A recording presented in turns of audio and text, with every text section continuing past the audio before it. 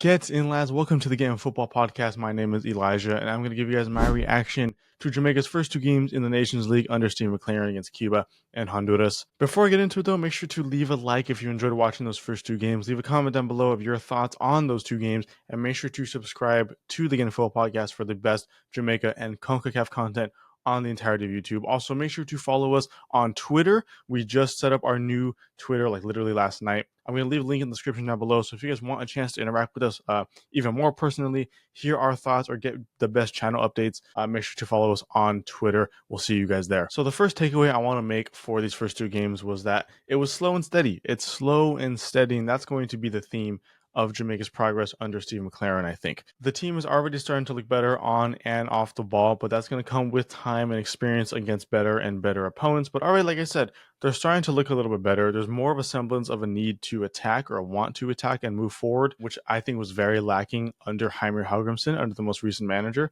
I think there's definitely more of an effort to try and score more goals, which was very apparent in the game against Cuba, despite it ending 0-0. They had, I think, like 20 plus shots. I think 9 of those were on target or around there. But the Cuba's goalkeeper was just immense. He was having the game of his life. So obviously Jamaica drew that game 0-0.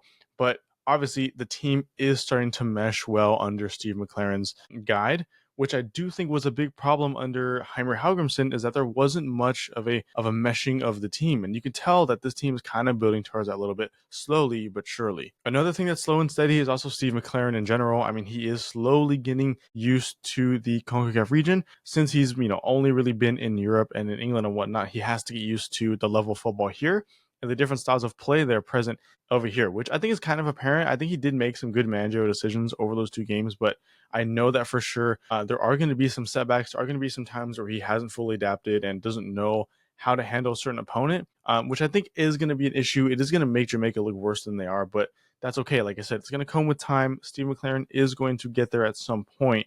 It's just going to take a little bit of time, but he has 2 years. 2 years until the 2026 World Cup, and then we can see really how much he's adapted and how much of his knowledge of Europe and the world is going to come into play for that World Cup, given that they qualify for it. Otherwise, though, part of this point, one thing I do want to see improve amongst this team is the overall confidence of the team. I do think there are plenty of moments where they don't really know what to do, and that's okay. That's understandable. But especially when you're learning under a new system of play. But they definitely have to take the safer option a lot of the time, and that means back passes or dilly-dallying around the back line and whatnot. I would like to see this team move a little bit forward, get a little bit more, down the wings at least, or more play in at least, in and around the opponent's penalty box and whatnot.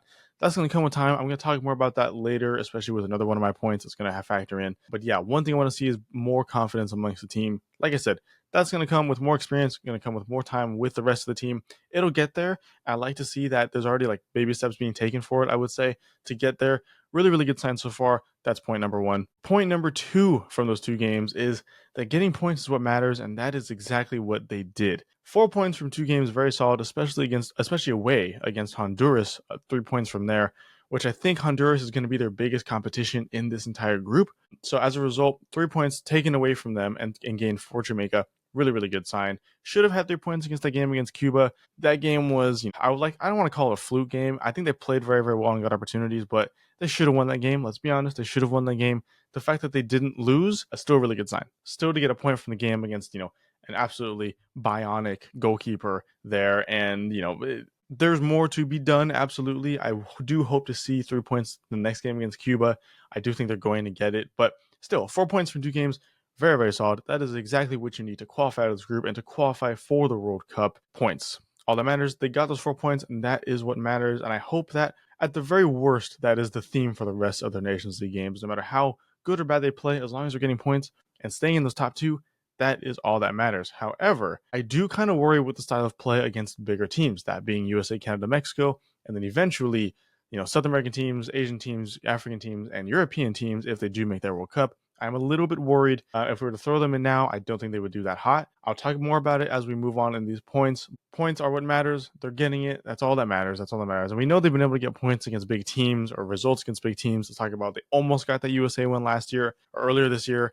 I wish they got that win. That would have been amazing. And then they did beat Canada last year in the Nations League. And, so they know how to do it. It's just consistently doing it. is great. At some point, it's not going to work for you in the way in the way they have been doing it, but otherwise, still 4 points and 2, very very solid. Takeaway number 3 is the midfield, and I know, I'm sorry, but the midfield is something I have to mention almost every single Jamaican video when we're reviewing something about them. This midfield is very very obviously lackluster in comparison with the rest of the squad. Not to say that the individual players in that midfield are lackluster, it's just the way the team correlates and reacts to each other doesn't work. It doesn't work in that midfield.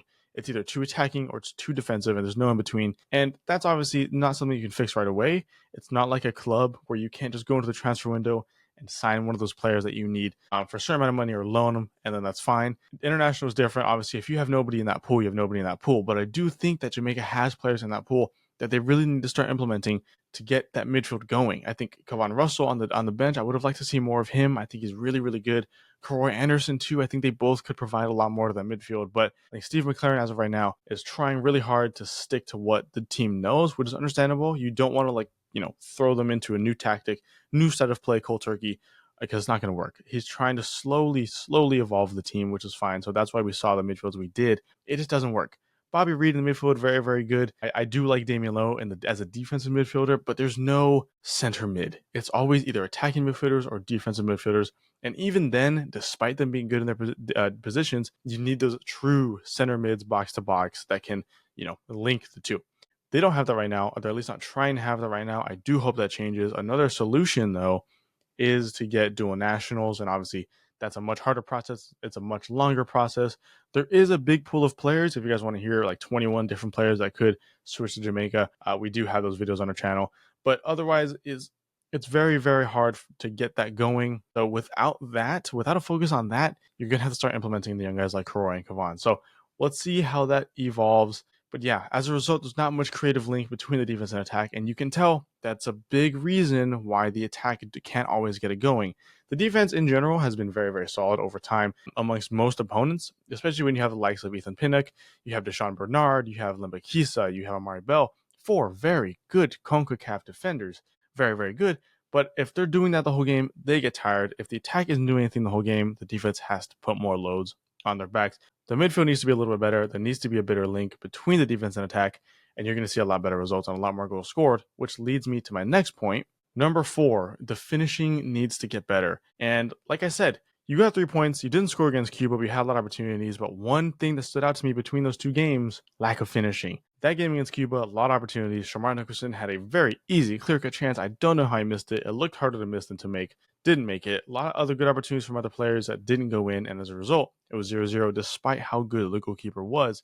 In the game against Honduras, you had an own goal and a penalty, right? Without those 2, which are fairly lucky, I guess you could say, the own goal was obviously very lucky to concede, or unlucky to concede from the defense, but the penalty is lucky to get. You're not going to get that every single game. As a result, if they didn't get those 2 chances, then no goals would have been scored and they would have lost that game. I do need the finishing to be a little bit better, and this relates to my last point about the lack of link between the defense and attack. If the attack isn't getting good opportunities, I'm not saying they aren't. They are getting some good opportunities, especially against Cuba.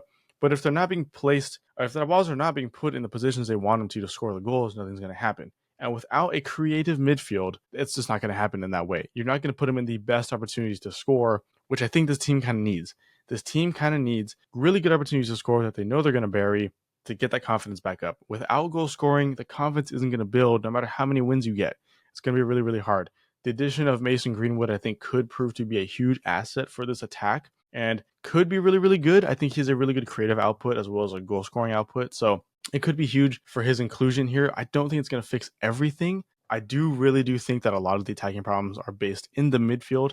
But just to solely focus on the attack, I do think Michael Antonio and the rest of the attackers need to do a little bit better with these finishing opportunities because they get them. They absolutely do get them. And some games they only get a few. But even in the ones where they have a few, like let's look back in the Copa America, they had a few good opportunities throughout these games, especially even in the game against Ecuador and the game against Mexico. They had opportunities to score, but they didn't. And even those little one opportunities, would have been a huge difference. And I think that also reflects onto Heimer Halgrimsson, and it would have made his look a lot better because he's so defensive. If they got those 1 or 2 goals like they should have been getting off those counterattacks, we might still be seeing Heimer at the helm here. But as a result, I don't want Steve McClaren to look in the same way. I do think these attackers need to start scoring goals. And as a result, if they did, the team's going to look a lot better in relation to the rest of the region. This team has a lot of good individual quality and on paper should be one of the best teams in the region. When I say should be, or when I say one of the best teams, it should be 4 or 5. And I do think they're around there, but they should be able to impact the big three. I don't think they're at that point right now. I think they will get to that point at some point.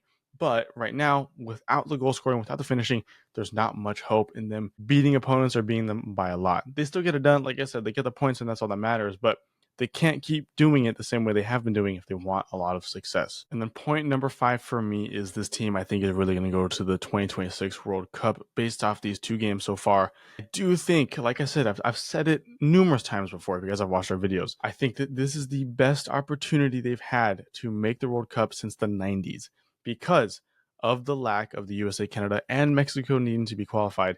All 3 of those teams, the big 3 who are near guarantees to qualify for these World Cups, aren't involved. And with a bigger format in the 2026 World Cup, a lot more teams are getting the opportunity in CONCACAF, in the AFC, in AFCON and whatnot. Jamaica, I really think are going to be in that mix to do so. I think this team's only going to get better over these next 2 years. They really have the opportunity to make something special here with this group of players, with this manager.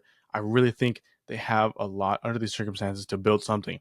What that could mean a final or semifinal appearance in both the Gold Cup and the Nations League. I think that should be the benchmark for what they need to achieve. Before then, they almost made it into the final last year for the Nations League, and that would have been amazing. If they can keep up that mentality and momentum this year, we're gonna have some good content. We're gonna have some good stories. We're gonna have some great history made with the Reggae Boyz here. I really think they're gonna be in that mix. I think these 2 games showed us that they're on the path there. They're not there yet, but they're on the path there. And with more time with Steve, with more meshing with these players, with the inclusion of more players, I think they're going to look really good. If you guys have any thoughts on that, let me know in the comments down below, whether you agree or disagree with me. But at the same time, don't see many other teams doing better than them in that mix. Obviously, Panama, Costa Rica are the 2 others that are in that next 3 below the big 3. All those teams are going to be in the mix. I'm very excited, keen to see what is going to happen moving forward. But that's going to be it for me, guys. I hope you guys enjoyed the 5 takeaways from Jamaica's first 2 games in the Nations League under Steve McClaren. Like I said in the beginning, make sure to subscribe if you want the best Jamaica and CONCACAF content on YouTube. Leave a comment down below as to your thoughts on how those games went, whether you agree or disagree with me on any single point.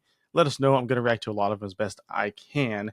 And make sure to follow us on our social medias, especially Twitter, using the links down below in the description because we have a lot of content planned for those in the coming future that you guys are going to want to be part of, and we want you guys to be part of and to be able to interact with you and whatnot. So make sure to do that as soon as you can. Otherwise, that's going to be it for me, guys. Make sure to watch the rest of our videos moving forward. And leave a like. We'll see you guys later. Take care.